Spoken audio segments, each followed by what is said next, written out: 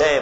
শুনুন, এক শ্রেণীর মানুষ জেনাকে হালাল মনে করবে, এই কথা আল্লাহর নবী 1450 বছর পূর্বে বলেছেন। আমের রাদিয়াল্লাহু তাআলা আনহু বলেন, রাসূল সাল্লাল্লাহু আলাইহি সাল্লাম বলেছেন, লা ইয়াকুনান্না মিন বাদি আকুম ইস্তাহিলুনাল হিরা, অচিরে আমার উম্মত এমন হয়ে যাবে যারা জেনাকে হালাল মনে করবে, ওয়াল হারিরা, রেশমি কাপড়কে হালাল মনে করবে, ওয়াল খামরা, নেশাদার দ্রব্যকে হালাল মনে করবে, ওয়াল মাসিব, গান বাজনা বাদ্যযন্ত্রকে হালাল মনে করবে। নির্দ্বিধায় দোকানে গান বাজনা চলছে, নির্দ্বিধায় 99% মোবাইলে গান বাজনা চলছে, কেউ খারাপ মনে করে না। রাসূল সাল্লাল্লাহু আলাইহি সাল্লাম বলছেন, আমার উম্মত জিনাকে হালাল মনে করবে, গান বাজনা হালাল মনে করবে। বুখারী মুসলিম। মুআয ইবনে জাবাল রাদিয়াল্লাহু তাআলা আনহু বলেন, রাসূল সাল্লাল্লাহু আলাইহি সাল্লাম বলেছেন, ইন্না হাযাল আমরা বাদা নবুওয়াতুন রাহমা, নেতৃত্ব শুরু হয়েছে নবী দিয়ে ও দয়া দিয়ে, সুম্মা কোনো খেলাফাতুন রাহমা, তারপর খেলাফত শুরু হয় দয়া দিয়ে, সুম্মা কোনো মুলকান আজুজাম, তারপর জোর জার মুল্লুকতার, সুম্মা ওয়াতুয়ান জাবরিয়াতান ফাসাদান, এরপরে মানুষ জোর করে নেতা হবে, যে কোনো মূল্যে হবেই হবে। তখন তারা 5টি পাপ করবে। এক, ইস্তাহিলুনাল হারিরা, তারা রেশমি কাপড়কে হালাল মনে করবে। 2, অল খুমরা, মদ পানকে হালাল মনে করবে। 3, অল ফুরুজা, জেনাকে হালাল মনে করবে।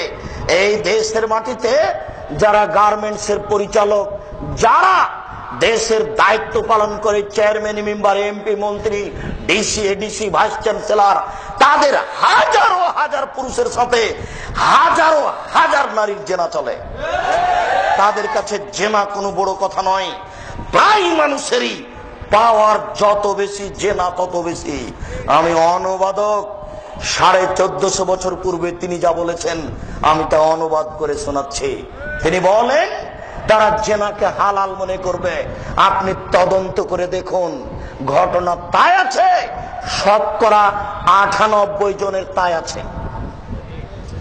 শুনুন, আমাদের নবী মুহাম্মদ সাল্লাল্লাহু আলাইহি সাল্লাম বলেন, জেনা এমন হয়ে যাবে, এটা হারাজুনা তাহারুজাল হেমারে, গাধা যেমন গাভীর সাথে মিলে লজ্জা বুঝে না, ষাঁড় যেমন গাভীর সাথে মিলে লজ্জা জানে না, মানুষ তেমন খোলা মাঠে জেনা করবে, লজ্জা বুঝবে না। মুসলিম। তিনি বলেন, গাধা যেমন গাভীর সাথে মিলে লজ্জা জানে না, ষাঁড় যেমন গাভীর সাথে মিলে লজ্জা বুঝে না, মানুষ তেমন খোলা মাঠে জেনা করবে, লজ্জা বুঝবে না। আমি ছাত্র জীবনে এই বাক্য বুঝতে পারছিলাম না, এটা হয় কি করে, এটা হয় কি করে। আমি এখনো ঢাকা গাজীপুরকে তেমন বুঝি না। কেন? গাড়িতে আসি রাজশাহী থেকে, মোহাম্মদপুর আলামিনে খুতবা দিয়ে টাঙ্গাইল, ময়মনসিংহ, সিলেট, পটুয়াখালী, বরিশাল, চিটাগাং চলে যাই রাস্তা বেয়ে। শুধুমাত্র ওই দৃশ্যটাই চোখে পড়ে যে কোথায় জিয়াউর রহমান সাহেব মারা গেলেন, তার হাড় হাড্ডি এখানে নিয়ে এসে পুঁতে দেওয়া হলো সংসদ ভবনে। বিশাল এলাকা হয়ে গেল বেশ্যালয়, জেনার কারখানা। আপনি দেখুন, সকাল 10টার সময় একজন যুবক, একজন যুবতীর উরু রানের উপরে মাথা দিয়ে ঘুমিয়ে গেছে, ঘন্টার ঘন্টা ঘুমিয়ে আছে, ঘন্টার ঘন্টা জড়িয়ে ধরে আছে। এই রাস্তা দিয়ে মিনিটে, ঘন্টায় লাখো মানুষ হাঁটে। চেয়ারম্যান যান, এমপি যান, মন্ত্রী যান, ডিসি যান, এডিসি যান, ওসি যান, দারোগা যান, জেল সুপার যান, দায়িত্বশীল যান, কেউ কিছু বলে না, বলা নাকি যায় না, কেউ কিছু বলে না, বলা নাকি যায় না, বলা নাকি অপরাধ, কেউ নাকি মানুষ নেই, সবাই নাকি পশু, কেউ নাকি মানুষ নেই, সবাই নাকি পশু। যদি মানুষ হয়তো বলে না কেন, মানুষ হলে বলে না কেন? বলতে হবে 3 পদ্ধতিতে, লাঠি মেরে উড়িয়ে দিতে হবে, এটা হলো একটা পদ্ধতি। 2, মুখে বলতে হবে এটা ঠিক নয়। 3, যদি না পারা যায় সরে দাঁড়াতে হবে। কেউ বলে না কেন, কেউ ঘৃণা করে না কেন? 1450 বছর পূর্বে মোহাম্মদ সাল্লাল্লাহু আলাইহি সাল্লাম বলেছেন, গাধা যেমন গাধীর সাথে মিলে লজ্জা বুঝে না, ষাঁড় যেমন গাভীর সাথে মিলে লজ্জা জানে না, মানুষ তেমন জেনা করবে, লজ্জা বুঝবে না। কি দিয়ে বুঝায় আপনাকে? এই 3 নম্বর শ্রেণীর 3rd% বদ বেশ্যালয়ের মেয়ে।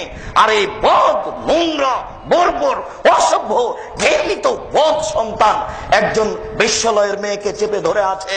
এটা কি জেনা নয়? রাসূল সাল্লাল্লাহু আলাইহি ওয়াসাল্লাম বলেন, আল আইনানে তাজনিনে জিনাহুমান নাজরু, 2 চোখের জেনা হচ্ছে চোখ দিয়ে দেখা। ওয়াল ওজনানে জিনাহুল ইস্তিমাউ, 2 কানের জেনা হচ্ছে কান দিয়ে শোনা। ওয়াল ইয়াদ জিনাহাল বাতস, হাতের জেনা হচ্ছে হাত দিয়ে ধরা।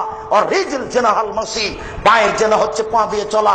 জেনাল কালতাতমানা তাস্তাই, অন্তরের জেনা হচ্ছে পরিকল্পনা করা। জেনাল লিসান উতকা, জিবার হচ্ছে কথা বলা জেনা। দেখেন কিভাবে আল্লাহ রাসূল বলেছেন, আমি অনুবাদক, আমার কিছু করার নেই। 1450 বছর পূর্বে মুহাম্মদ সাল্লাল্লাহু আলাইহি ওয়াসাল্লাম যা বলেছেন আমি তা আপনাকে অনুবাদ করে শোনাচ্ছি। বুখারী, মুসলিম।